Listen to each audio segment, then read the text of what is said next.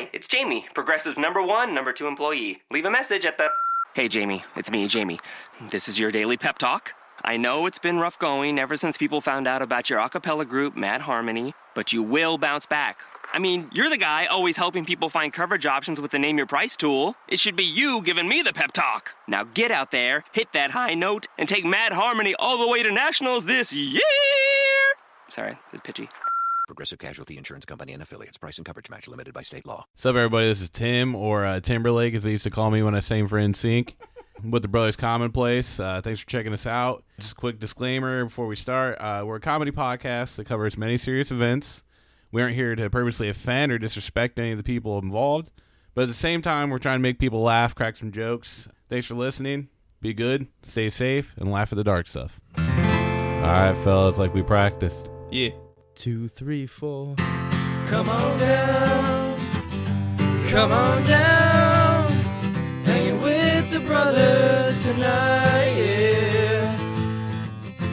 Come on down to the Brothers Commonplace tonight. Alrighty, welcome everyone to the Brothers Commonplace, a comedy podcast where we cover monsters, murders, mysteries, and more. And this week we will be covering Jack the Ripper. But before we go into that, let's go ahead and say hello to these sweet, beautiful boys of mine. They're all my sons. What's up, guys? This is Tim, or Jack the Ripper, as they call me after I have beans for lunch. Oh, yeah. What up? This is Spence, and it's really exciting because this past week I got a new job. I'm now working for EA, and so my name is now Spence of Pride and Accomplishment. Oh, fuck yeah. I like that one. Hey everyone, this is Toof. Hope you can hear me all right. I just got my septum pierced, but I didn't know that when I pronounce septum, it kind of sounds like rectum, so don't listen to any farts I got. Dude. Oh, shit. Killed him, I damn near septum. Oh, my God, dude. Fuck yes. Fuck yes. I don't ever have an intro. So, hey, this is Andrew, a.k.a. Big Brother Boy. Hell yeah, That's all right, that dude. was awesome. And y'all know me, the kid, the Cleveland Strangle Daddy. Oh. Go ahead and switch that up a little bit. So today we'll be covering Jack the Ripper. This will be part 1. And before we jump into that, you guys got anything you want to talk about real quick? Have you actually strangled any daddies?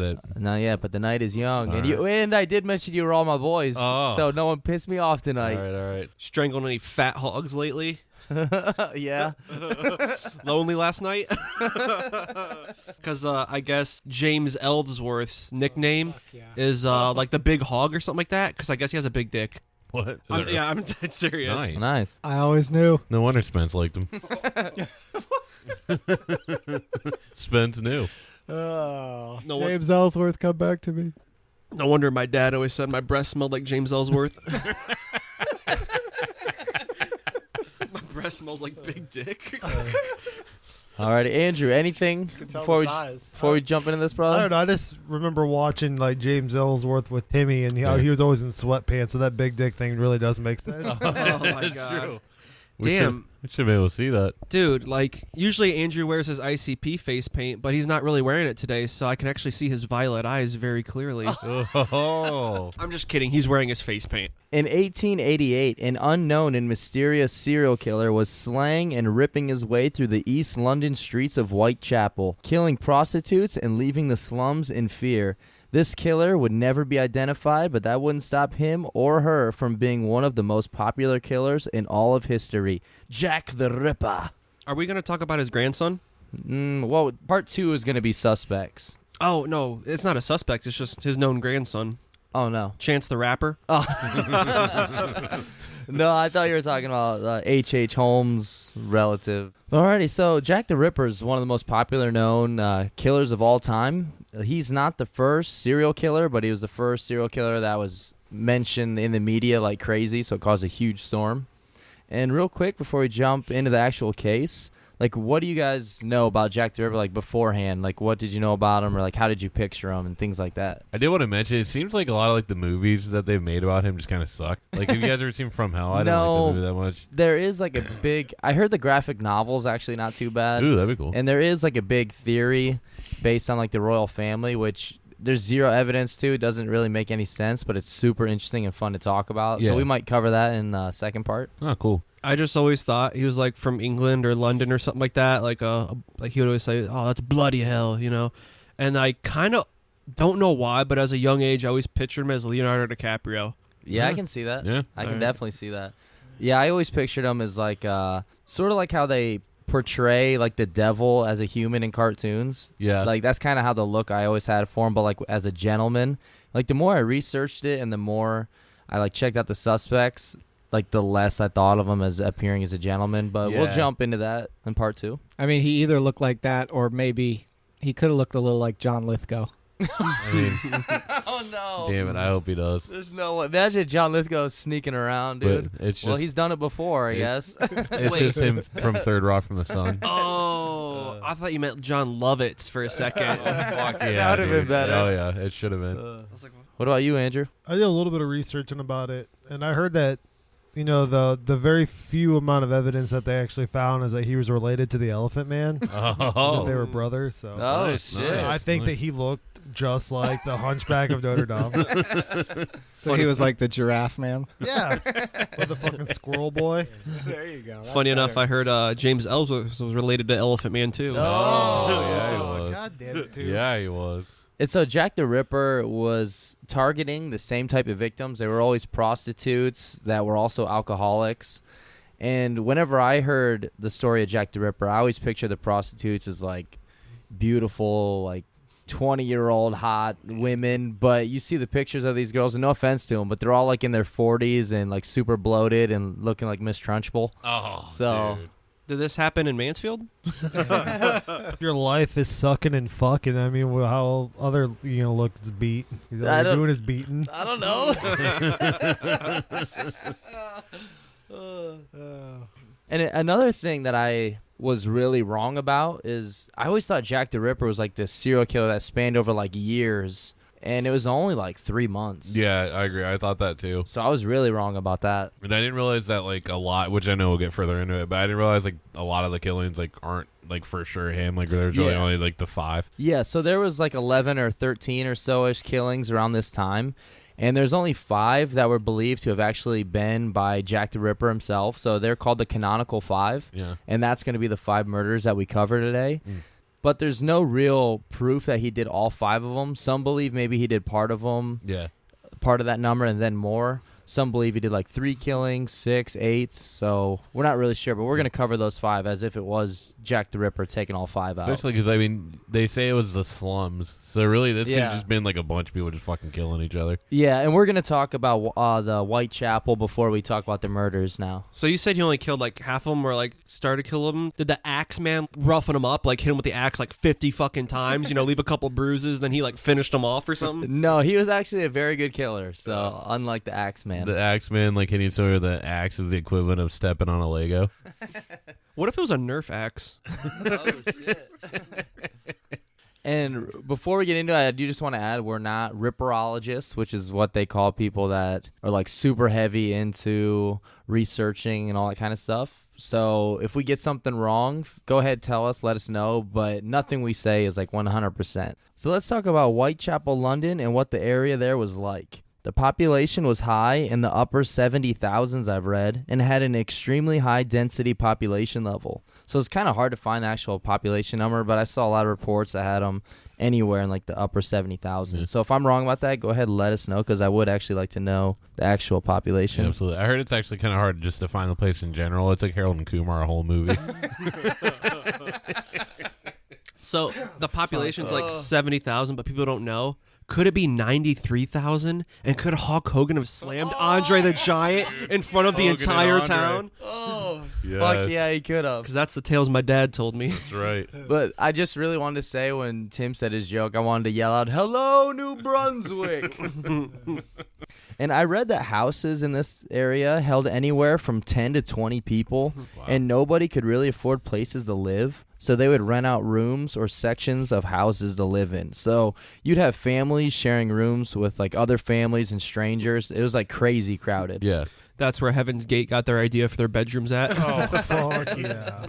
And Whitechapel is located in East London. It was pretty much known as being one of the worst places. It was full of mostly poor people and also homeless people. And we went to school with a kid named Cracker Crumb Tommy. And for show and tell, he brought in rocks from his driveway. And my God. poor kid, but I imagine this would be like a place he'd be from. Oh my God, dude. Yeah, dude. So like I brought in like a Ken Griffey Jr. cards. I had like 40 or 50 of them. Yeah, I would love to bring And like that he in. was set up at the table next to me. Yeah. And he had like 4 rocks. And he's like, dude, I have mica in my driveway. I didn't even know it. I'm like, oh shit. If like you weren't such an annoying asshole kid, I'd feel bad for you. But Yeah. the kid was a piece of shit. I Did didn't they know at he- least have like seashells on them or something? No, dude, I wish. Yeah, I didn't- He didn't know how to use the 3 seashells either. Oh, fuck. I didn't know he was an asshole.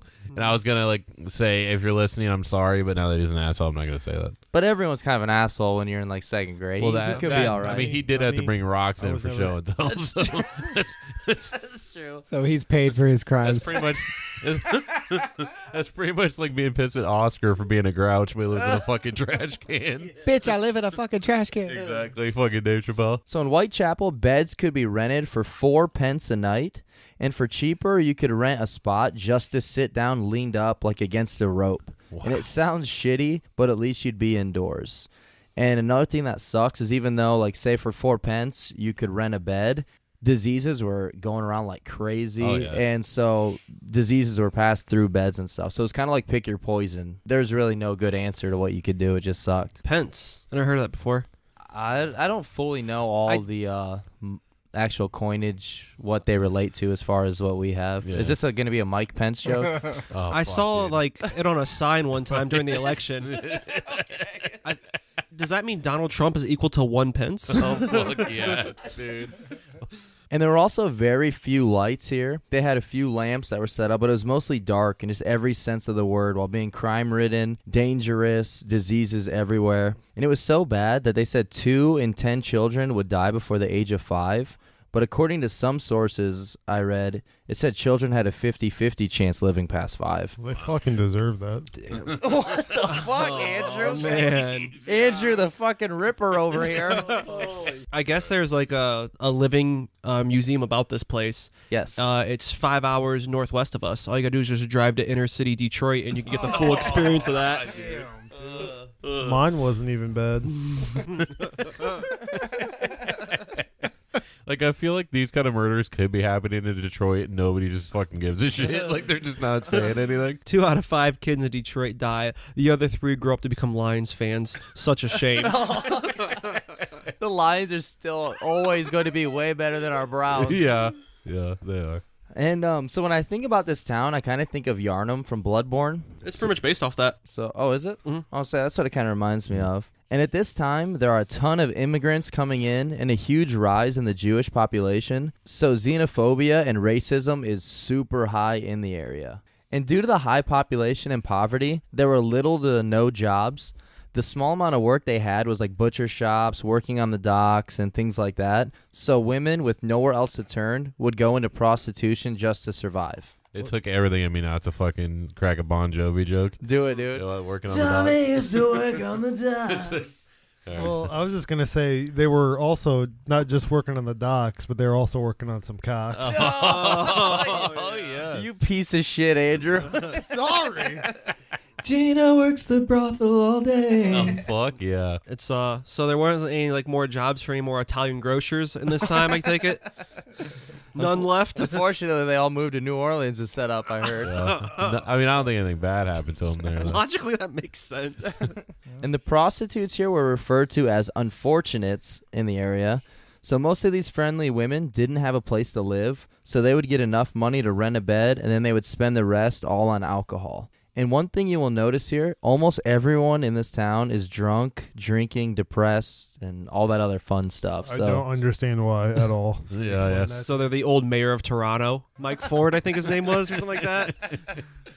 Dude, I had an Axeman joke. Like he said, he barely like knocks him out or whatever. I was like, the Axeman's nickname is Shitty NyQuil. Holy shit. Yes. And just in case you haven't fully pictured the setting yet, it's a really shitty place to be. And it was said that nobody goes here by choice, but more so you're kind of sent here or you end up here. And now West London, on the other hand, was the complete opposite of Whitechapel in East London. You have the aristocrat. Oh my God, the Aristocats. I knew I was going to say it. Aristocrats, the wealthy, the upper class. And when I think of 19th century London, this is the type of place that I like picture in my head. Like the gentlemen, the pretty ladies drinking tea with your pinky out. See, that's always what I thought like Jack the Ripper was. Same here. Yeah, I knew he was killing prostitutes, but I thought it was in like a upper class like area. Like I didn't really picture like dirty prostitutes or anything like that. Same here. And as we'll cover in part 2 when we talk about suspects, a lot of people believed he was from West London. That's why he was a gentleman pictured. Yeah. Or pictured as a gentleman. He was going over to the East London, killing him over there. So might as well if you're gonna do it, because nobody's gonna give a fuck at that point. And what's crazy is everyone wanted to claim him as their own. So like people in West London were like excited about that. Like, yeah, he's one of us that's going over there doing it, you know? So like everyone was trying to claim him as their own, which is really weird. Yeah. I always thought it was like a shitty place because like when I knew about Jack the Ripper is like when I watched The Crow, when that dock scene when like I think he drives T-Bird off the dock. That's kind of what like I pictured London to be, like always dark. Where the fuck's The Crow? Chicago? New York? I don't know. I forget. I can kind of see like a dark setting like that. It's always dark. Like for some reason, like it's fucking Alaska. There's no sun there or something, and like Josh Hartnett is fucking roaming around. Oh yeah. Basically the area this is happening is just a DC movie. Oh yeah. They're so fucking dark, man. And that's why that he's not getting caught because no one's watching him. I'm just joking. Wonder Woman was pretty good. Alrighty. So anything before we jump into the murders? Andrew? Spence? Andrew? Let's jump into the murder. I confess. Oh, yeah. Finally. He's not confessing to that. He's confessing to the John Benet Ramsey killing. Oh, dude, that's a fucked up case too. There's so much shit that doesn't make sense in that. Oh, I know, dude. It's ridiculous. It had to been her fucking parents. If they knew the truth, they'd call me 300. Oh my God, that's just a fucking Con Air joke, dude. That's fucking Danny Trejo and Con Air. Fuck yeah. Dude, they could cast him in Machete now. There are actually more murders than we're going to talk about, but we're going to cover the canonical 5. These 5 are the murders that are directly believed to have been by Jack the Ripper, and all 5 are not only female prostitutes, but they are alcoholics. So let's talk about Jack the Ripper's MO, or mode of operation. I'm just going to keep referring to him as he, even though there's a theory that it could be a female. Yeah, we're just going to refer to him as he. Now. So Jack would kill in the middle of the night / early morning, and I believe most of them were on the weekends or around the holidays. So this led to the belief that he was a full-time working person. And he would cut the throats of his victims, ending their life quickly, which shows that he was more about the end result rather than the killing. And some believe he may have strangled them first, however, and then cut their throats while they were on the ground. He did a lot of crazy stuff to their torso and all that, which I know you're getting to. I don't know. I guess you're probably getting to it. I just don't understand a lot of the stuff that he did. Yeah, and he would also do kind of like what the nerds did from Can't Hardly Wait when they took those Polaroids after they jumped off the shed. Yes, use that chloroform. Remember they put like the rubber chicken on the snowballs on their tits and stuff? They would do that stuff. Jack would also remove some of the internal organs, and then he would mutilate the bodies, cutting and slashing everywhere. And with almost all serial killers, he would escalate with each kill. And all of these kills were done in the same area, so close together that you can actually take walking tours to like all the spots. Yeah. And I think they said it takes like an hour just to go to all the spots. So that's pretty crazy. They had the map where they showed like little red dots where they found all the bodies and stuff, and it was really, really close. Like, it looked like blocks away, basically. That's kind of crazy. Yeah. What do they do with the bodies? A lot of butchers around here. Yeah, typically, they would eat them too. I was wondering. I mean, meat's meat, and I got 3 pences, man. Like, that's barely a toe. Yeah. Actually, no, 3 pences, dude. That's how much they were paying. Prostitutes would make 3 pences for a fuck. Oh, wow. Oh, wow. And nice. 4 pences for a room. And then I think beer was the same, 3 pences. So, Jeez, man. yeah. I was just going to say I'm glad to know that now that my mom was overcharging, so that's good. You had to pay the same amount to like drink and fuck. They were the same. You Yeah. had to pay the same amount for both. Yeah, they were both, I think, 3 pences. I'm surprised alcohol is not even more, actually, because it seemed like they were like pretty much only surviving because of alcohol. And I imagine the alcohol here is probably super watered down because it's probably real Oh, yeah, shitty. they probably you know? didn't It's fucking have super, any. yeah, super Yeah. poor and stuff. I keep laughing at this Pence stuff Because it's like Donald Trump gets assassinated or something. Mike Pence takes over as president and ruler, and he's like, "We're gonna get rid of the dollar. We're gonna call them pences now." Same with Bitcoin. Everything's pence. How much for the new PlayStation 4? About 13 pences. What the fuck, 13?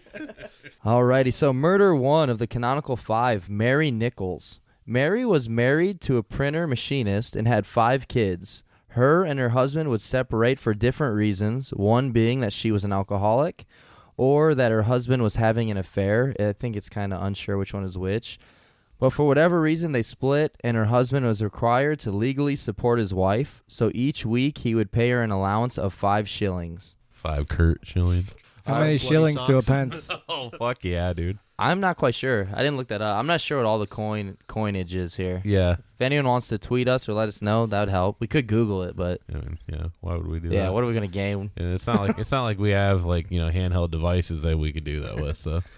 And it was soon learned that she was practicing prostitution, and her ex-husband no longer had to pay her money each week because of this, which I'm sure he was extremely happy about. So Mary then could barely support herself, spending her money on beer and living in and out of common lodging houses. I mean, shit, it's probably cheaper to have a prostitute than a wife back then anyway. Hell, probably nowadays, too. I agree.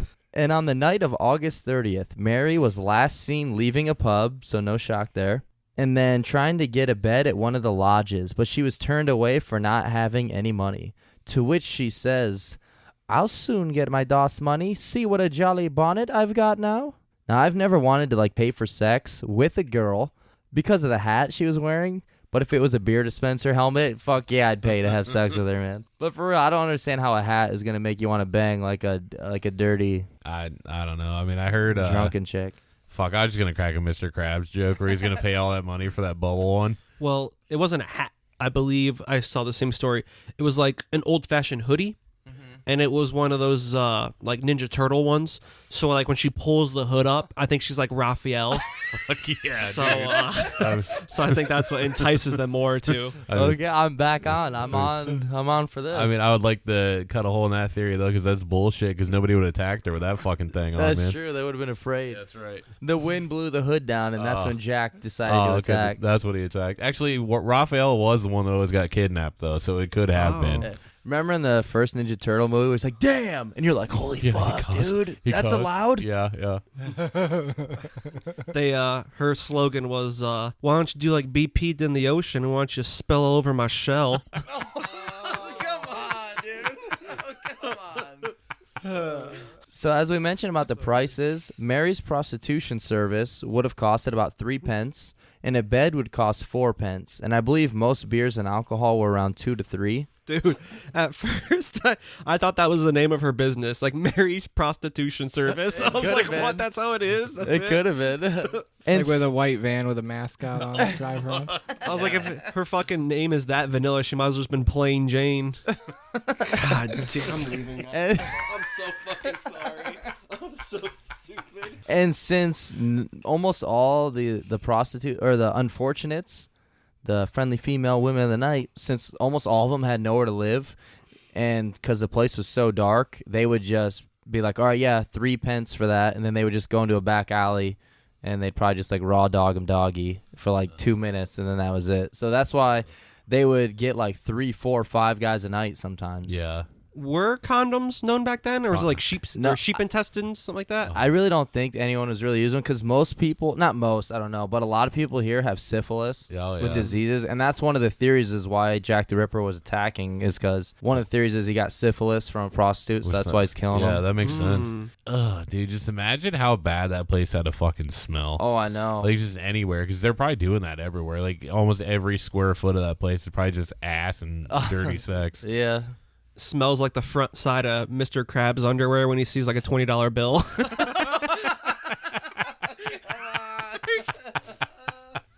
Two SpongeBob jokes. Mary had gotten the money about 3 times or so that night, but she kept spending it on beer. And sometime between 2 and 3 a.m., Mary would be seen by her friend Ellen. Ellen found Mary drunkenly leaning up against the wall, and she tried to convince her to come back to the lodging house with her, but Mary refused. So Ellen watched Mary walk away to try and find one more bang for the night, and this would be the last time that Mary would be seen alive. Ellen was pretty smart. She usually just stuck to her clams. Fuck yes, dude. Yes. I was gonna crack a joke about her later on joining D-Generation X, but yours was better than mine. At 3:40 a.m., a cart driver by the name of Charles Cross was making his way down the alley on his way to work. He noticed a large object on the ground, but it being dark everywhere, he was unable to make out what it was. As he got closer, another carter arrived on the scene, and both of them took another look, realizing it was a woman. But with neither of them having any light, they were unsure if she was dead or just drunk and passed out. Charles Cross is a sweet fucking name. That is sweet, dude. Yeah, I wish that was my name. So they decided to not really do anything about it at that moment because they were on their way to work, but they did find a policeman on their way, and they told him all about the woman. And Mary was found with her skirt pulled up and over her waist. They don't believe Jack the Ripper had sex with any of his victims, but her skirt was up. Her throat had been slit twice from left to right. Her abdomen had been mutilated and stabbed and sliced a bunch of times also. But there wasn't as much blood as everyone expected there should be. So some believe she was moved here after her death, or that she was killed first and then all the stabbings and mutilations were done after. And because of the slashings, it was also believed that the killer was left-handed. What are you trying to hint at, motherfucker? Huh? Oh, shit. I'm left-handed. Oh, You trying to throw some hints in there? No, I'm just saying, man. It kind of adds up. The killer, these killings happened in 88, right? Yeah. Same year I was born. Oh, shit, yes. dude. Party like it's 88. And you can find a more detailed version of all the cuts and everything online also. Oh, yeah. But yeah. Oh, Is that picture on there real? Yeah. Okay, gotcha. oh, the last victim. yeah. Yeah, It's- is like the actual full picture of Yeah. a girl that was completely mutilated. yeah, it's But pretty yeah, they fucked do up. have pictures. Yeah. Most of them are just the face of the ones that were Yeah, killed, yeah, though. yeah. Like all the cuts? No, these ones are just the face. Oh, not But the the- basement cuts? But, oh my God, that's a deep ICP joke. Fuck, Toof. But yeah, the last victim we'll talk about on here, Yeah. there's a full picture, and it's fucking brutal. Yeah, it is, yeah. So yeah, that was the first victim. The second victim we're going to talk about, second of the canonical 5, Annie Chapman. Dearest Annie. Fuck yes. Annie Chapman, a.k.a. Dark Annie, as her friends called her, was married with 3 kids and soon moved to Whitechapel. And I'm just telling you, she was not black, Oh. in case that's what anyone was I thinking. mean, I was looking over at Andrew for a second. Andrew? Kind of questioning. Did she always laugh at the dark stuff? Oh. I hope Well, so. hopefully if her ghost is listening. Yeah. And one of her kids, Emily Ruth, died from meningitis at the age of 12. Her son, John, was born disabled and was sent to a charity school for kill. Holy shit. Oh, For care. Fuck yeah, dude. dude, I didn't question it. Oh. You just learning how to Honestly, kill. though, if you have someone who was born disabled and they are sent away to like a place to get taken care of, I guarantee like 90% of the time they just killed them. At this time. disabled. They sent a letter like, how much do you really love your child? Enough to write back or enough to just say, hey, forgot about that one? So both Annie and her husband, possibly due to all the family problems, had become heavy drinkers. And she had been arrested many times for her, quote, drunken and immoral ways. And in 1885, her marriage had come to an end.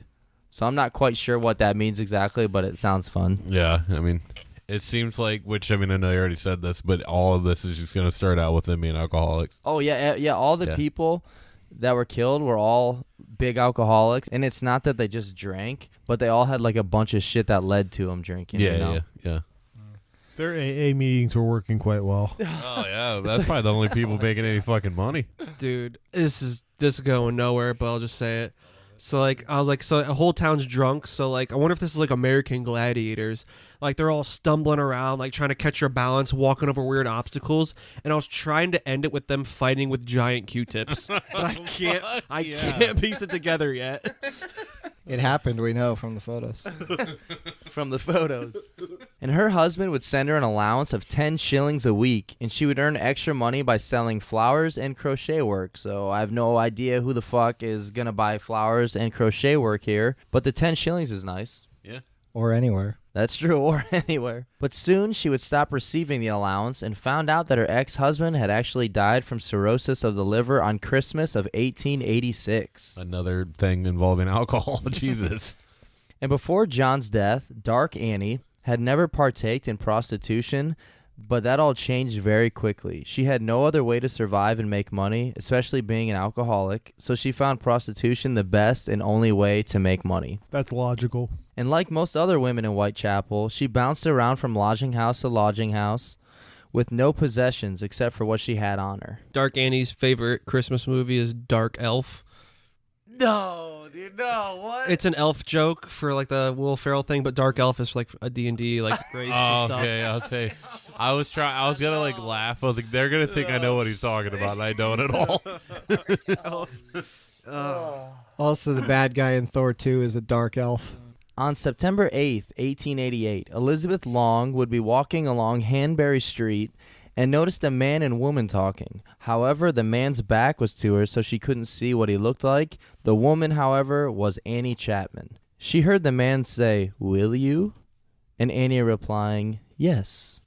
And at 5:15 a.m., a young carpenter living on Hanbury Street reported hearing a woman yell, "No," and then the sound of something falling against the fence. Andrew, what did you ask her? Dude, I'm not even joking. I've had like 5 jokes written in here about Andrew doing it or being it, and I haven't said them. Like because I knew there's gonna be a shit ton of them. I'm just gonna say it. It popped in my head, so here we go. Say it. Oh, well, imagine as I'm pacing all these dark alleyways, and I can't help but to hear Annie say to a man, Do you want to? They have these 5 shekels. Well, this calls for a toast, so grab the alcohol. Unfortunately, I don't think I'll be able to put the background music on that because you kind of skipped around a little bit, like a melody, but I fucking loved it. I know this. I mean, this isn't like funny at all, but it would have been sweet if it was fucking for some reason Elizabeth Short that found her. That's the Black Dahlia. Black Dahlia. Yeah, dude, that'd been fucking awesome. I heard actually, now I don't know if this is true, but I did read it, that they heard a woman yelling no and heard something like hit a fence. And I guess the guy just threw a Tamagotchi over there. But it was normal to hear people, including women, yelling no and things like that. So no one really put any thought into it. And at 6 a.m. Yeah? I was like, so obviously no one's offering alcohol there. Or so it was Hollywood in the 1980s through till now. Yeah, yes. True. That's where Andrew fucking grew up and moved away and changed his name to Kevin Spacey. Oh, God damn it, man. How the fuck did I become Kevin Spacey? Oh, my God. I like how 2 podcasts ago Kevin Spacey was his hero. Now he just is him. We're just kidding, dude. I don't know, man. I'm starting to think you guys really think I am this guy. We haven't figured out if you're Kevin Spacey or not. You are an American Beauty. And at 6 a.m., a man named John Davis was coming down the stone steps of his apartment building on Hanbury Street, and he found the mutilated body of Annie Chapman on the ground between the steps and the neighboring fence. Her body was mutilated more than that of Mary's, and similar to Mary, Annie had a cut across her throat from left to right, as well as a gash in her abdomen. Well, you said his name was Jonathan Davis, right? Yeah. Right? Yeah, I know. So no wonder the lead singer of Korn stuff was so fucked up. He was actually making like Hall & Oates type songs, and he saw this and went to Korn. Yes, dude. And when he saw the body, they actually had like a little tape recorder, and that's how we got the beginning of, what is it, Freak on a Leash, where he makes all those fucking noises. That's where he got the like Dead Bodies Everywhere song. True, That's where the fucking inspiration came from. Oh, nice. Like how you sang that. And Annie's intestines were pulled, ripped out, and placed on the ground over her right shoulder while still being connected to her body. Her uterus was missing, and so were parts of her bladder and vagina. Oh, this is a shit like I don't get. Like, is it ever explained why the fuck he did all that? Okay. No idea. Just because he can. Yeah, just like because he can. Andrew said he did some like fucked up stuff. Like something. It's just like maybe like a signature, but I don't know why. Yeah. Are one of the suspects, could it be that she was just giving birth to an alien? from the movie? Because they just like shoot out the stomach and like leave intestines everywhere. I guarantee if you looked far enough, you could probably find that kind of conspiracy, really. You have to go to the right websites for that. Andrew, what are those? Or subreddits. Just fucking with you. Andrew, what is Alien Rule 34? I saw you typing that on your phone. The doctor that did the autopsy was deeply disturbed and didn't go into explicit detail on all the damage, but one thing he pointed out was that her tongue had been swollen and protruding from her mouth, which indicates that she was strangled first, most likely. And also noted there was little food in her stomach and no alcohol was found either. I don't know, that sounds really weird to me. Because, I mean... How do you check that? You open the stomach and you, like, get in there and sniff at it or whatever? They're like, oh, that's a half a cheeseburger. They taste it. It tastes like O'Doul, so we're going to put no alcohol in the stomach. Yeah, dude. So Whitechapel is the poor place. Yeah. And the rich place is like, you said, East or West London or something? Whitechapel's located in the east end of London, so the west end is the good place. Oh, I was hoping to be in the south section. Because, like, if they were strangled and it was in the southwest, you know. Oh, yeah, that's another ICP joke. Could have been the southwest strangler. And it was believed that the cutting and slashing in these two attacks were all done by the same blade and person, the blade being about 6 to 8 inches long, possibly bigger. Nice. And Annie's possessions were said to either have been spread out across the yard or placed near her body in an arranged way. I've kind of seen it reported both ways. And press also stated that 2 farthings were found there, although not stated in the actual police report. And the farthings, although some people don't find important or at all connected, would be added into the Jack the Ripper lore. Like, I know they mention it in, like, the From Hell movie. Yeah. I haven't really seen too much about it, but you'll see sometimes in the lore that 2 of them are left behind. What's a farthing? Is it like a candy or something? I think it's coins. I really don't know. We got farthings, we got pence, we got shillings. We don't know what any of it Yeah, I means. think they're all types of coins. I mean, one of them was a baseball pitcher, Kurt Schilling. I already cracked I don't that, know dude. why. I have no idea why I was thinking Kurt Loder for no fucking reason. Like an Okay. old MTV news guy. I don't know why that guy popped in my head. And due to the anatomical skill of knowing the locations of organs and being able to cut them out quickly and precisely, it was believed that the murderer had a medical background or was possibly a butcher. Whoa. What if these are just back alley abortions? Yeah? These prostitutes didn't know they were paying for a 2-for-1 special. Elizabeth Long also described the man she saw as being over 40, a little taller than Annie, a dark complexion, foreign, a shabby genteel, wearing a brown deerstalker hat and a dark overcoat. Also found on the scene was a leather apron, which would lead to the arrest of the first suspect. All right, so even though this isn't part 2 where we talk about the suspects, I am going to bring up Leather Apron right here because he's the only one that was arrested between these murders, and he was later let go. So we'll just mention him real quick. Leather Apron's real name was John Pizer. He was a notorious local man who was dubbed Leather Apron. He was a bootmaker, and he had a reputation for terrorizing local prostitutes. One newspaper dubbed him a noiseless midnight terror that preys on the women of the night.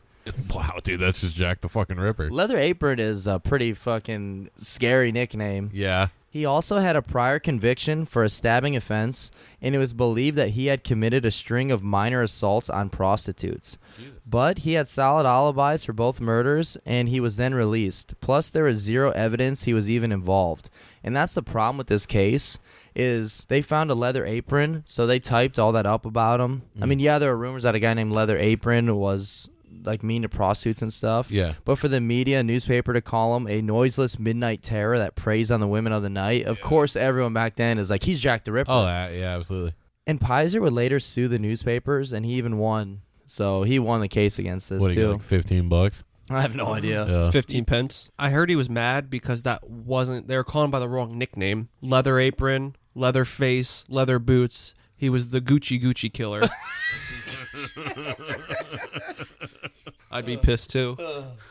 And now keep in mind, not only is it very dark and the murders are taking place and the sun isn't out, most people here are drunk and unreliable. And the media is going just absolutely batshit with all the murders. They were printing anything and everything they could about it, which was causing like a huge uproar and creating fear in the people of Whitechapel. Creating fake news. Fucking fake news, man. And on September 10th, a group of Whitechapel's business owners and tradespeople gathered at the Crown, which was a public house, and the gathering was due to the unhappiness with the police and the way the investigation was being taken care of. So Andrew was definitely there then at that gathering. Oh, the gathering, of course. I always got my face paint on for this shit. With the people being upset with the police, I heard they started a movement called Whitechapel Lives Matter. Oh, fuck yes. Hell yeah. Yes, they did. It's okay to be Whitechapel. But remember, Whitechapel is so heavily populated for a small area that the number of police was such a tiny part of the percentage of the population, and it was a very dangerous place. And I think I read that police would only patrol here in no less than groups of 4. Oh, yeah, dude. They're So- probably dangerous as fuck to be a cop. Oh, yeah. There's probably like a place they like skipped around, you know? Yeah, like fuck that. Like Sin City. Oh, shit. We don't go down to Old Town. The prostitutes and the pimps run Old Town. Yeah. Yeah, pretty Yeah, much. there's a That- lot I mean, like that really this. could have been what they were basing off of. And this meeting had all types of people. It had like Freemasons, contractors, tailors, and so on. And they dubbed themselves the Whitechapel Vigilance Committee. And they would patrol the streets at night, and they kind of did their own like Batman-like thing. But I imagine it was more like a drunken mob of people that probably just annoyed the shit out of everyone. And they first started up because they were upset the police weren't offering any reward for any information regarding the murders. So they gathered up their own money and offered rewards to the people if they had any information. So that's something that's actually pretty cool. Yeah. But it's probably just like a group of like 50 drunken guys just wandering the streets with like torches and shit at night, you know? See, So I was going to crack a Halloween 4 joke. I'm not sure if you guys would remember. When they had that like fucking, like that mob of old dudes. And they just kill one of their neighbors. And another cool thing they did is they hired unemployed people to patrol the streets at night, and they would arm them with sticks and whistles. So at least someone's getting a job out of this. you Yeah. know? Well, besides all the... Well, there's probably a lot of jobs going on with all these. Oh, yeah. I was going to make a joke that, like, it's 50 drunken people roaming the streets looking for violence. So it's fucking a bunch of Browns fans at 4 o'clock on a Sunday. Oh, my God, dude. I'm sick and tired of fucking losing. Every night is like the scene from The Outsiders where they have that brawl, but only the greasers show up. Fuck yeah, dude. And the leader and president of the committee was a man named George Lusk. He was a local builder concerned that the murders were going to negatively affect the growth of industry in Whitechapel. So, understandable, I guess. Yeah, he wrote an autobiography. Like after this, he called it From Lust Till Dawn. Oh, come on, dude. I was actually trying to think of a joke to make about the movie Tusk, but there's no fuck way yeah. to do it. Dude, there's been some sweet names in this, though. That's a sweet name.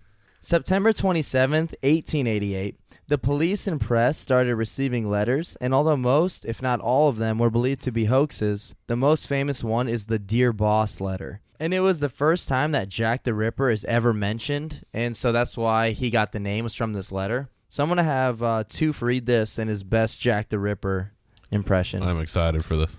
Dear boss, I didn't there's even... a reason we can't be friends anymore. You've broke my heart, and you've broken the code of our friendship. Signed, Bailey. Oh, fuck yes, dude. I knew something was up where as soon as I turned the laptop for Toof to read the letter, he started reading already. I was like, okay, well, I don't know where this is fucking going. And it wasn't very dirty of a joke, though, so I'm gonna. All right, so Toof, I want you to read the Dear Boss letter. Bloody hell. All right. Bloody hell. Dear boss, I keep hearing the police have caught me, but they won't fix me just yet. I have laughed when they look so clever and they talk about being on the right track. That joke about leather apron gave me real fits. I am down on whores and I shan't quit ripping them till I do get buckled. Grand work the last job was. I gave the lady no time to squeal. How can they catch me now? I love my work, and I want to start again. You will soon hear of me with my funny little games. I have saved some of the proper red stuff in a ginger beer bottle of the last job to write with, but it went thick like glue, and I can't use it. Red ink is fit enough, I hope. The next job I do, I shall clip the lady's ears off and send it to the police officers for jolly, wouldn't you? Keep this letter back till I do a bit more work, then give it out straight. My knife's so nice and sharp. I want to get to work right away if I get a chance. Good luck. Yours truly, Jack the Ripper. Don't mind me giving the trade name. P.S. Wasn't good enough to post this before I got all the red ink off my hands. Curse it. No luck yet. They say I'm a doctor now. All right, thank you, Toof. I like how you went from David Tennant to Shrek. Oh my god. To Michael Myers trying out every fucking accent he's ever heard. Fuck yeah, dude. I was thinking there was some of that fucking Seamus guy from Harry Potter in there. Seamus? Just Yeah, Seamus. yeah. Fat bastard I heard a little bit of, too. Fuck That was yes, awesome, dude. That too. was good, Thanks, that was man. good. Here, I got the laptop. Let me read that second letter. Hey there, Delilah. While you're there in New York City. And soon after the letter was made public, hundreds of letters were received claiming to be written by Jack the Ripper. The police hoped by releasing the letter, people would recognize the writing, but nothing came of it. Newspapers kept reprinting it and making everyone more scared and terrified, and now the killer had a name, Jack the Ripper.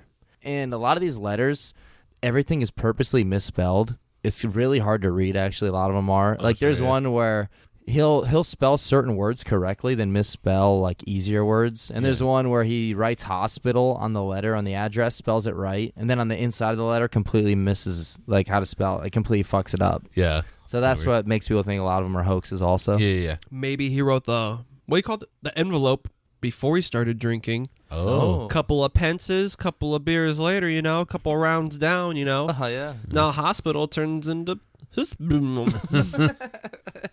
I like that. That's a good idea. Yeah.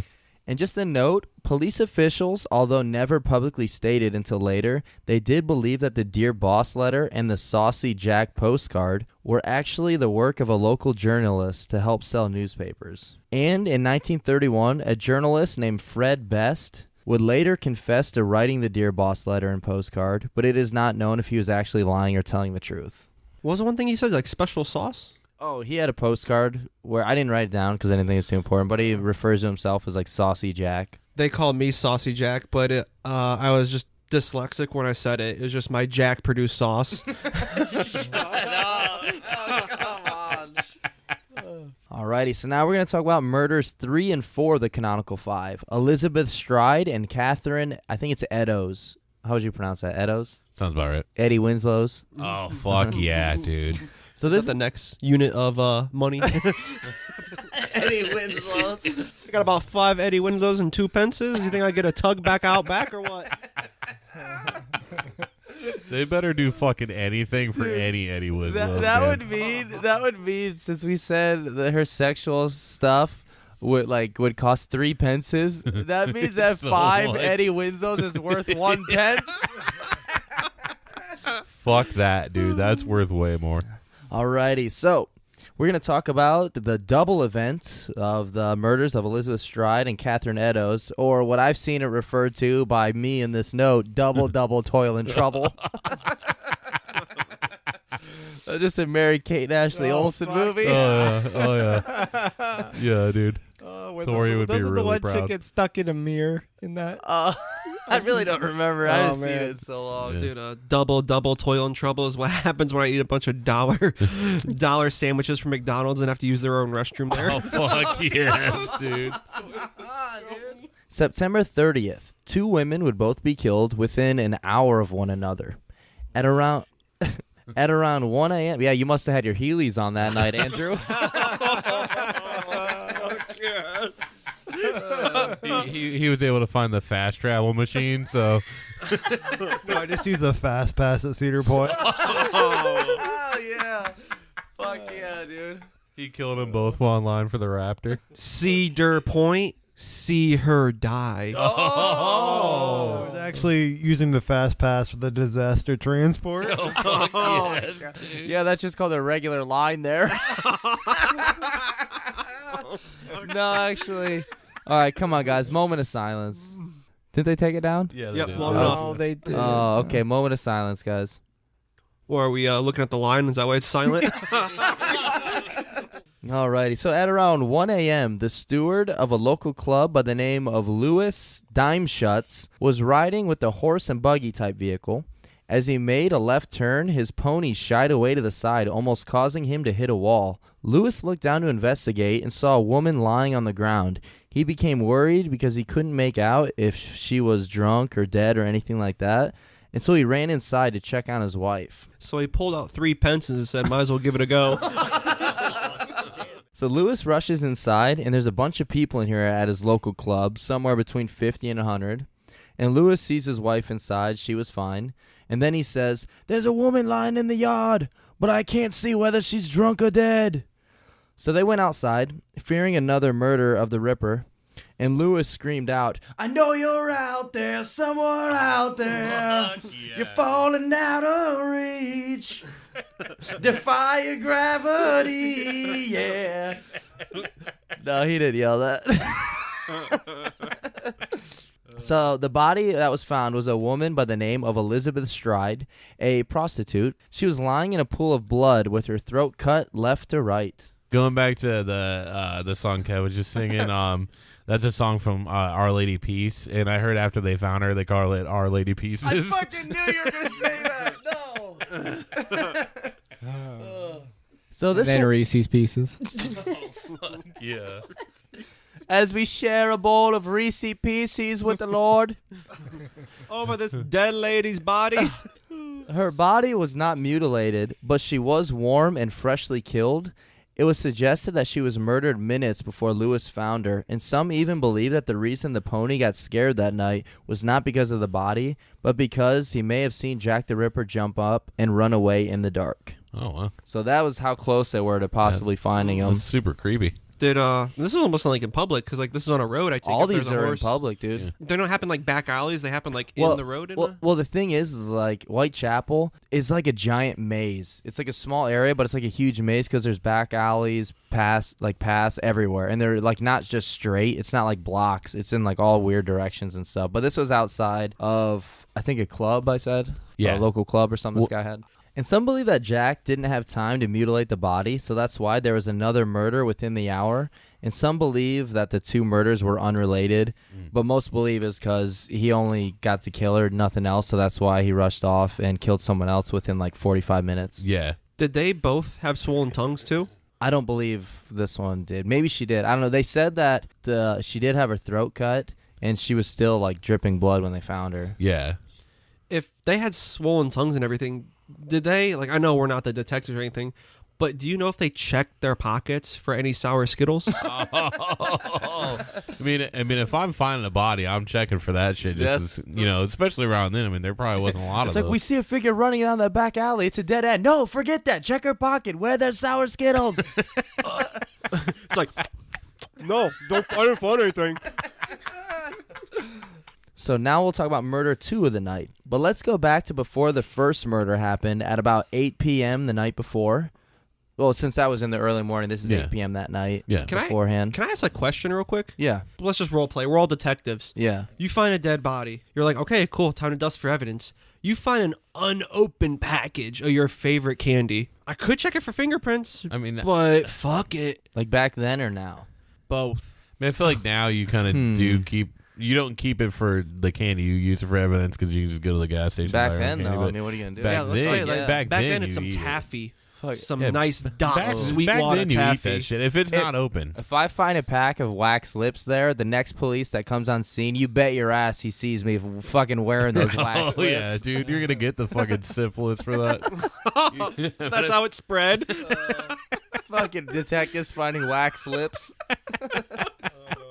Jack the Ripper was just an ex-detective who caught syphilis from wax lips. Yeah, dude. So I guess we don't need part 2 with suspects now. So alrighty, back on track. So let's go back to before the first murder of this night at about 8 p.m. And there was a crowd gathered around outside at 29 Aldgate Street. And there was a woman passed out drunk, and she would soon be picked up by police and taken into a cell until she was fit and ready enough to take care of herself. The police asked her what her name was, but she said nothing. That was her reply, nothing. Told him nothing. Nice. She then went into the cell and passed out. Her real name was actually Catherine Eddowes. At 12:15 a.m., September 30th, and an hour before the first murder would happen, police heard Catherine singing in her cell, and she said that she was fine now and the police were ready to let her go. They asked her what her name was again, and this time she told them that it was Mary Ann Kelly, which was not her real name, although she did sometimes go by Kate Kelly because her boyfriend's last name was Kelly. But a really weird and strange thing about this, the Ripper's fifth and final victim was a girl named Mary Kelly. Wow. So that's pretty nuts. That's crazy. So the police let her go, and instead of her going down the direction to the lodging house where she was staying at, she goes down the opposite direction. Do they know why? Probably to get money and prostitute, I'm guessing. Okay. What if she's like a prostitute trying to get rid of like competition? So she splits the money with a guy, an abortionist. I don't know. I just think Jack the Ripper's an abortionist. It could be. Who knows, man? I mean, he kills her. And at 1:30 a.m., 3 people were walking down the street and saw a man and woman walking in an opposite direction. They didn't really think anything of it, and later on, they didn't have like a full description to give. However, Joseph Lawende, I have no idea if that's how you pronounce it either, one of the 3, was able to describe the clothing the woman was wearing, and that would match up later on to actually be Catherine Eddowes, so this is believed to have been her. And the man that she was talking to, he was said to be about 30 in age, 5'7", had a mustache, loose-fitting salt and pepper jacket, and a red handkerchief around his neck. And that's kind of one of the first descriptions of what he looked like. Yeah. So this guy was like a time traveler or something? Possibly. Because was he walking around singing Push It? Oh, fuck yeah. Salt dude. and pepper jacket. Yeah. Salt and pepper here. That's fucking awesome. Oh, tooth. And Catherine's body would be found at Mitre Square, a 10-minute walk from this location. So where they first saw him, 10 minutes from here is where her body was found. Oh, wow. At 1:45 by a policeman named Watkins. And it was believed that she was killed 10 minutes earlier. Her throat was slashed from left to right, her face and abdomen were mutilated, and her intestines were drawn out over her right shoulder, with part of it cut out and placed between her torso and left arm. So this is Eddowes? Catherine Eddowes, yeah. And this is how long after she was released from jail? She was found at 1:45, and they believe she was killed at like 1:30 or so. So she like walked out of this jail Yeah. cell and like spent 20 minutes and then just dead. Yeah, she was out at 12:15. Yeah. But the thing is, back then, there's no way to know really how long they've been dead for. They did it usually by like temperature of the body and stuff. Yeah. So It's a really poor, like Whitechapel's a very poor community and everything. Mhm. So they don't really have thermometers. So they had to use like other instruments to test like the temperature inside the body. Their penis. Okay, come on, dude. Jesus, No, dude. you get no pity laugh for that. Call me the dead body man. Oh, come on. And her uterus and left kidney were removed, and Catherine was the first victim to have her face be heavily mutilated also. Each cheek had a triangle or a V cut pointing up toward her eyes, sort of like arrows.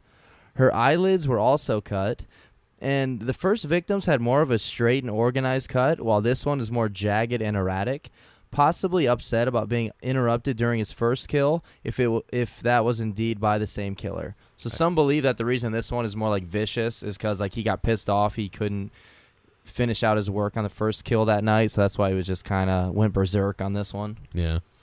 I was going to say, at least you got a free hysterectomy, but I mean, just to see, like, some silver lining there. A uterus is different from a I vagina. still have a vagina. Still have a vagina. And this once again brought up talks about Jack the Ripper being a surgeon or a doctor or a butcher because of how quickly he was able to cut and remove the kidney, and also knowing the location.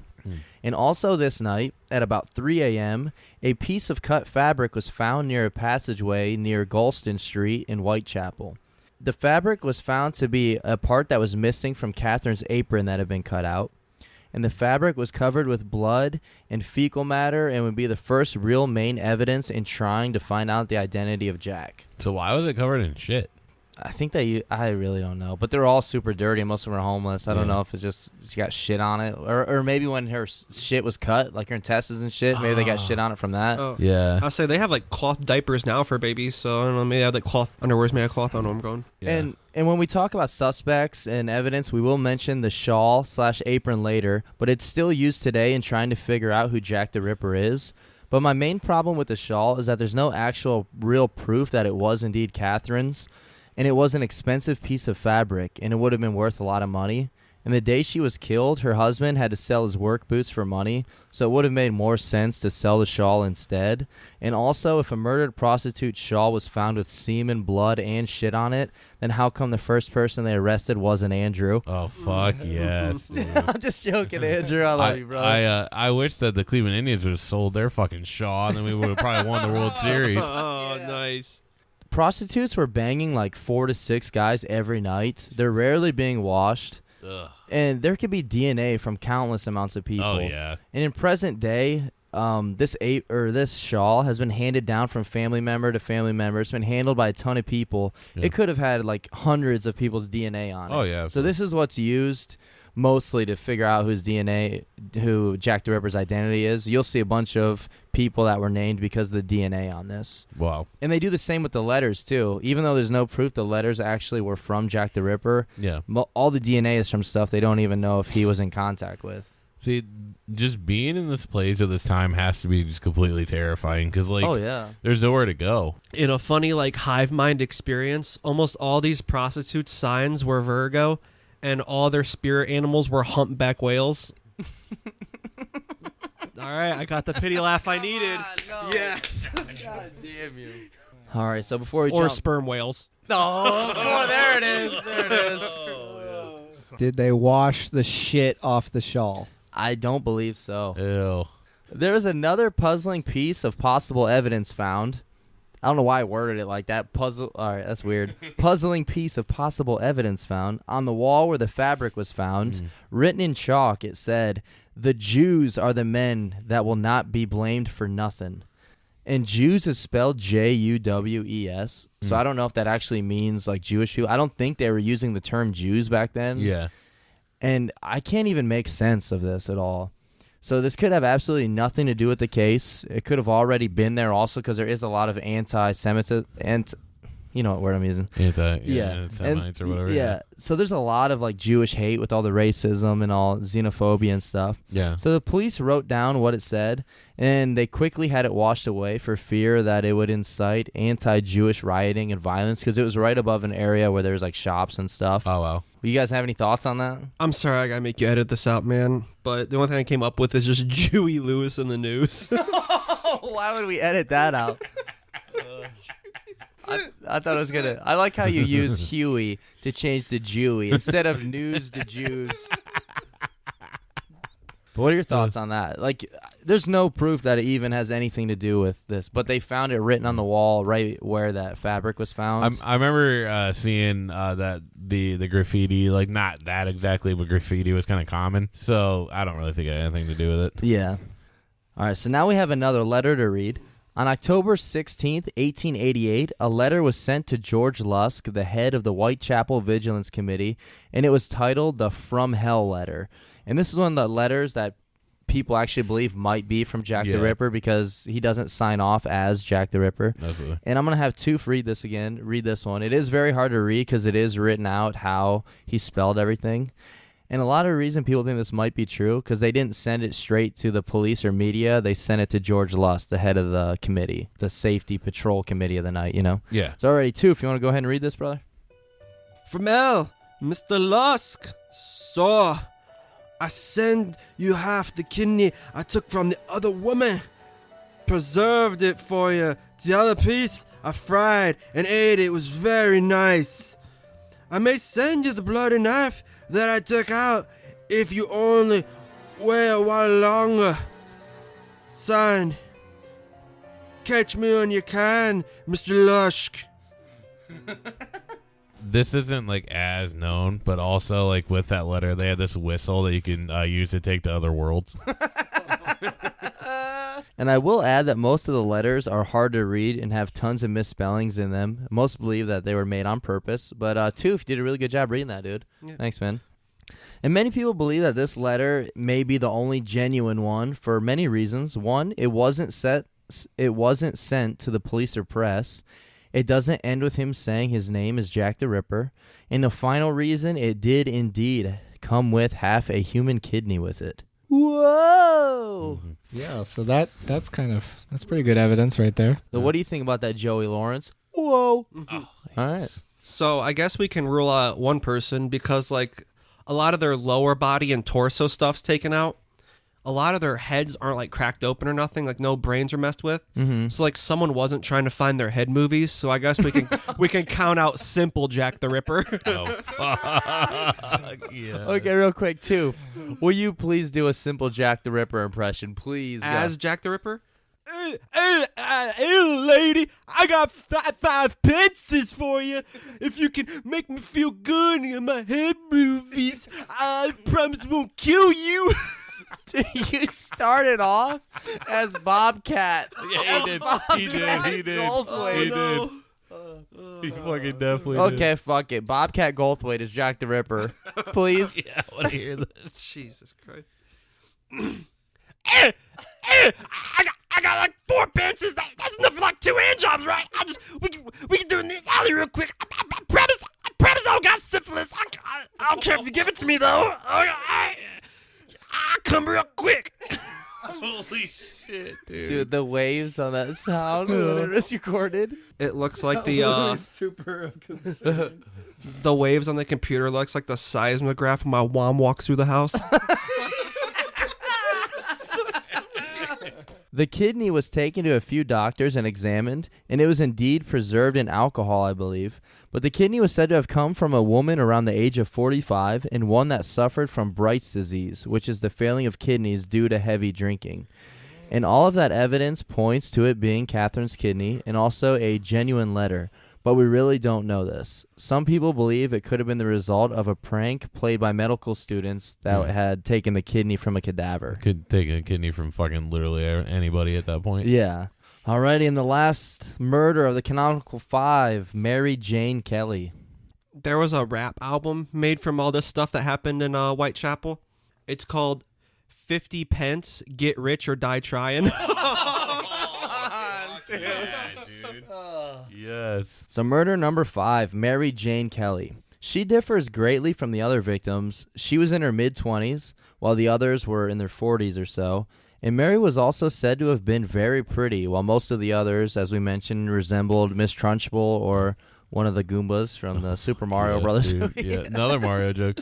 It sucks though, because like she was really pretty and she was a really nice girl, but like Spider-Man just wasn't around when this whole thing was going down. So some of these women were just so unsightly. They reminded me of Kevin's ex-girlfriend's grandma. You fucking bitch. And I guess like this Mary Jane, she was really good for prostitution ways. You know how Spider-Man would no, I'm not even gonna make the joke. It's just gonna be her coming down upside down like Spider-Man did to kiss her, but that's how she does her prostitution blows. fuck yeah. And also, Mary was the only one living in a room that she rented, but she was 6 weeks behind on rent. So there is a lot we're going to go into on our next episode about her. Yeah. The reason we're not going to mention too much of it now is because one of the suspects is her boyfriend or the guy she was seeing at the time. Yeah. But we'll cover that in the next episode. I didn't want to go too much into that now. I don't want to go really too much into it, but I heard like he was pissed at her because she dumped him because she found out he was still smoking and selling weed. I was about to say, the way she died was, I'm pretty sure Dave Chappelle threw her off a bridge. Fuck yes, dude. Yes. On November 9th, her landlord sent over his shop assistant, Thomas Boyer, to catch her before she left out for the day and ask her if she could pay up on her rent. He knocked on the door twice and received no answer, so he went around the corner to try and look through the window. He noticed that a couple of the glass window panes were broken, and he reached his hand in through and he moved the curtain to see if she was home or not. You got something to say? He took the pane off the door and he turned into fucking mist and went to the other side. Another Axeman joke. Yeah. I like it. It's fine. Like he thought 2 knocks would work. It's like there's a dude fucking chiseling doors and no one answered that. So Yeah, like, that hasn't happened yet at this point. Oh, yeah. And the first thing he noticed was 2 chunks of meat sitting on the bedside table, and then he saw the bloody, mangled corpse of Mary on her bed, and he ran to go get his boss. There's also a picture of this online. Yeah. So, there's a lot more. We're going into more detail. Oh yeah. The two of them then ran to get help, and after finding the detectives and policemen, they didn't immediately go inside. They were instructed to wait for the Bloodhounds to arrive to help track down the killer. Imagine if the Bloodhound gang was the people you went to go get, like to track people down. It should have been. And since it had been a few weeks since the last killing, the owner of the dogs got tired of waiting and went back to his home country with them, but he never told anyone. So everyone's sitting around waiting for these Bloodhounds, and they wasted 2 hours just hanging around waiting before they realized he was gone. Wow. And at 1:30 p.m., they would finally break in and witness the most horrifying and haunting scene that they would ever see. Joe Dirt 3. Joe Dirt 3. Oh, shit. Imagine that on a projector. Yeah, don't give them any ideas, guys. And in the corner fireplace, there was the remains of clothes that had been burned. They didn't really think anything of it at the time, so they never kept it or checked it or anything. Yeah. And Mary's clothes were neatly folded on a chair with her boots sitting in front. They had Joe Dirt 3 on a projector, and they projected it on my mom's backside so half the country could see it. Oh, Jesus, man. Like, they actually just went back and, like looked at the evidence and stuff, and they found out that they did have Joe Dirt 3 on the projector and that all her wounds were self-inflicted. Okay, we're about to read all the wounds, and imagine she was able to stay alive to do all this. Imagine she self-inflicted these because of Joe Dirt 3. So here we go. Mary's corpse was nude, lying in the middle of her bed. Well, obviously, I mean, if I'm about to watch David Spade work his magic, I'm getting nude too. Oh, yeah. That's mean. This girl was killed. Sorry about that. It's been long enough. When she saw those sideburns, she turned the northern Appalachian Mountains into the Niagara. Oh, no, dude. That doesn't mean anything to me. That means nothing. It means everything to this case. She was inclined a little bit to her left, and her head was resting on her left cheek. Her right arm had been partially disconnected from her torso, and her legs were spread wide and at right angles. And this is what the autopsy report said. The whole of the surface of the abdomen and thighs were removed, and the abdominal cavity emptied of its viscera. The breasts were cut off, the arms mutilated by several jagged wounds, and the face hacked beyond recognition of the features. The tissues of the neck were severed all around to the bone. And some of the information was suppressed because of how sick and mutilated it all was. The organs and entrails were piled to the right of the body. Her uterus, kidneys, and one breast were placed beneath her head. Her left lung was torn out, and her heart was completely missing. The legs and thighs were stripped of skin and piled up on the bedside table. Her face was slashed in every direction and angle. You couldn't make out a single feature she had or who she even was. Her nose, ears, cheeks, and eyebrows were all partially removed, and her lips had been sliced. So that is, and yeah, there's a picture of this. I mean, there's a picture taken back in 1888, but it's fucking nasty. Yeah, you can't even make out. I didn't even know that she was fully nude when I saw it. Yeah. You can't make it out. It's so fucked up. I didn't think it was real. Dude, I see those pictures every time I go into a tattoo shop, man. Those tattoo artists and body piercing people, man, they get crazy with them body modifications. I mean, yeah, just to throw this out there though for everybody's safety, that is what Joe Dirt can do to you. So Yeah. What makes you do to yourself? So I guess the whole moral of Jack the Ripper is just don't watch Joe Dirt 3. Yeah, it's pretty much like The Happening, like it just makes you just brutally kill yourself. And apparently only 5 people watched it. So, It's every Joe Dirt you watch, it progressively gets worse. Thank God I've only seen the first Joe Dirt. So I just had redness around the shaft of my penis, and I woke up with a finger in my asshole. dude, I love the first Joe Dirt. I mean, Tooth thinks that's related, but it's not. I just wanted to put a finger in there. So you're pretty much saying that this was probably the best, cleanest first work of plastic surgery they ever had. Well, guys, maybe. I'm pretty happy about what we wanted. Oh, shit, I misread it. I thought she wanted to become spaghetti. Mom spaghetti.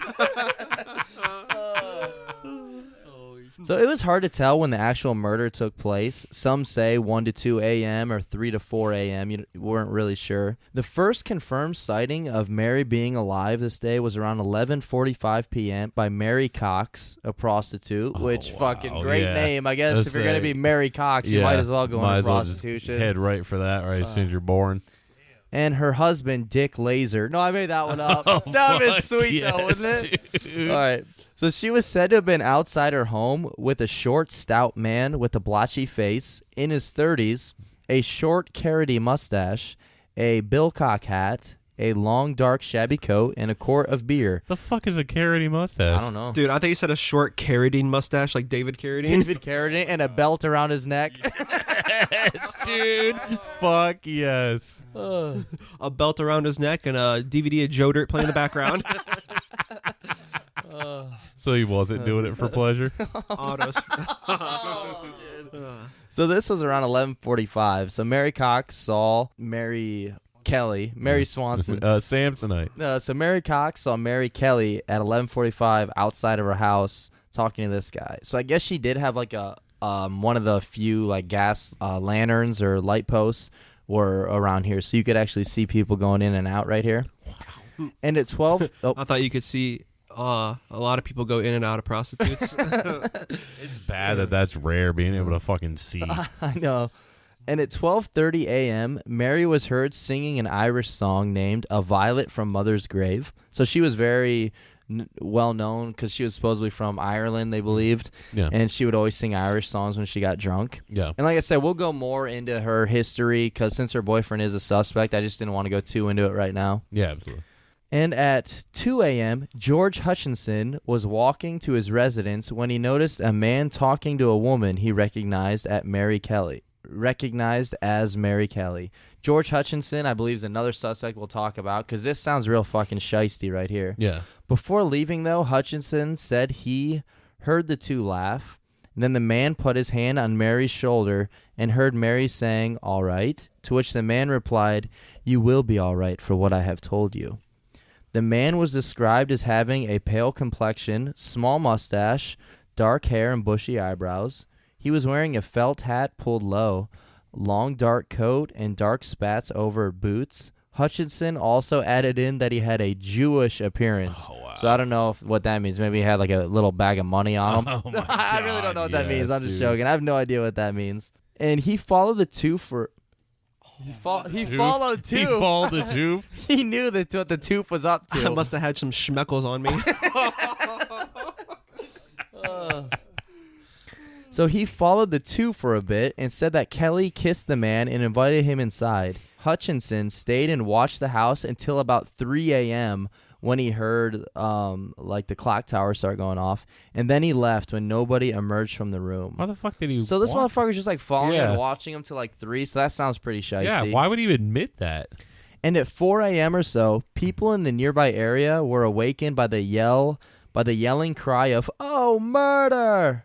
However, it being Whitechapel, this isn't that uncommon, and no one gave it a second thought. Jesus Christ, Doesn't dude. that suck? Holy shit, it is Cleveland.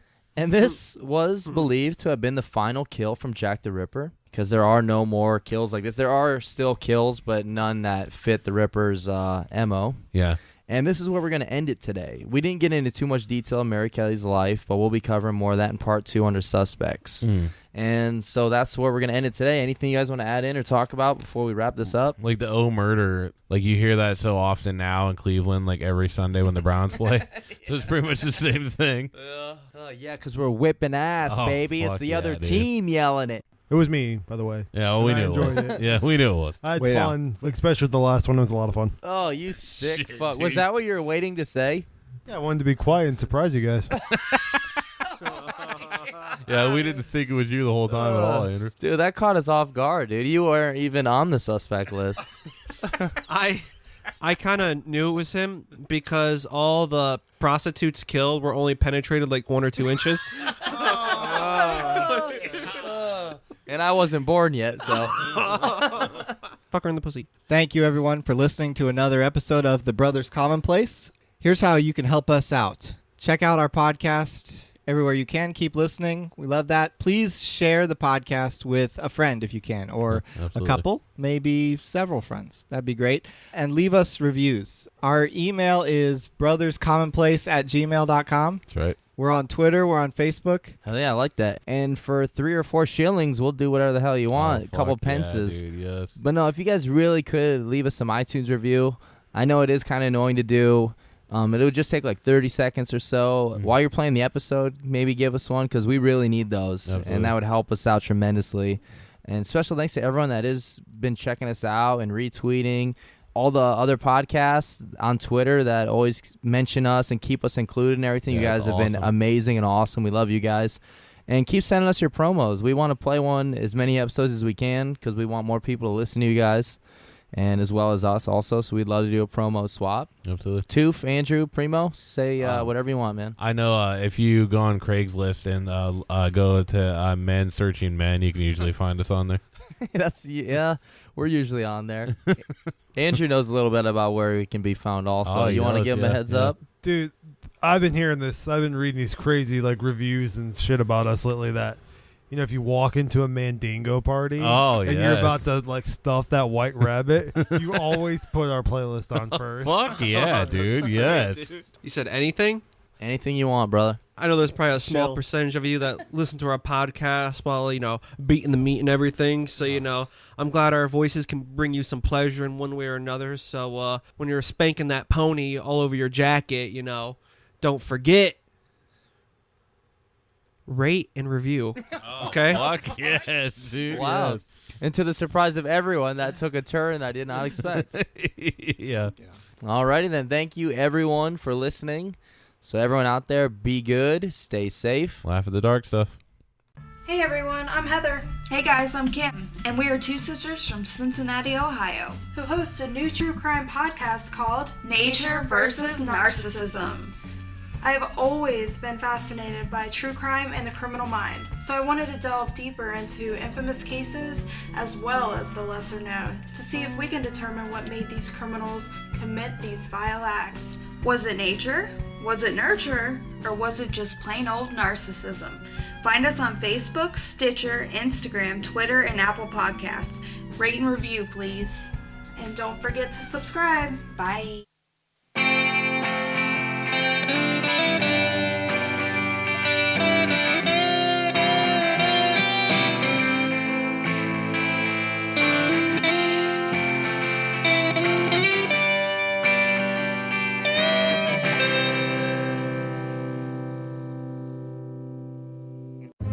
This February, history will be made. Millions will watch as 80 years of unjust stigma is left in the past. A product that drove good people to the black market will be revealed as one that's creating a new global market.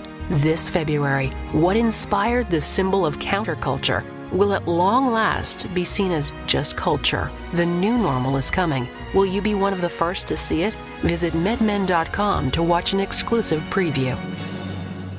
Hi, it's Jamie, Progressive's Employee of the Month, 2 months in a row. Leave a message at the... Hi, Jamie. It's me, Jamie. I just had a new idea for our song about the Name Your Price tool. So when it's like, tell us what you want to pay, hey, hey, hey, and the trombone goes, blah, blah, blah, and you say, we'll help you find coverage options to fit your budget. Then we just all do finger snaps while a choir goes, statements coming at ya, statements coming at ya. Yes? No? Maybe? Anyway, see you at practice tonight. I got new lyrics for the rap break. Progressive Casualty Insurance Company and Affiliates. Price and coverage match limited by state law.